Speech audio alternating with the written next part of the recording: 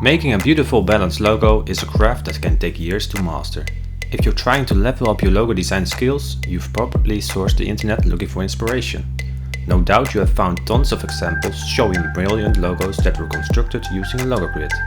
You know that a grid can definitely help bring balance to your work and give you a strong foundation for the look you're trying to achieve. You're a self-starter, so you probably try to mimic these grids only to find yourself a little lost and confused.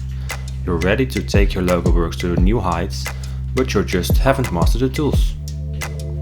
As a logo designer with over 10 years of experience, I have mastered the logo grid techniques in this course. I've employed grids to create logos for dozens of clients, and I also judge a few major logo competitions as well. I'm condensing all of this expertise into the lessons and templates you will get when you buy my course. Enroll today, and I'm excited to see you apply these techniques in your next logo designs.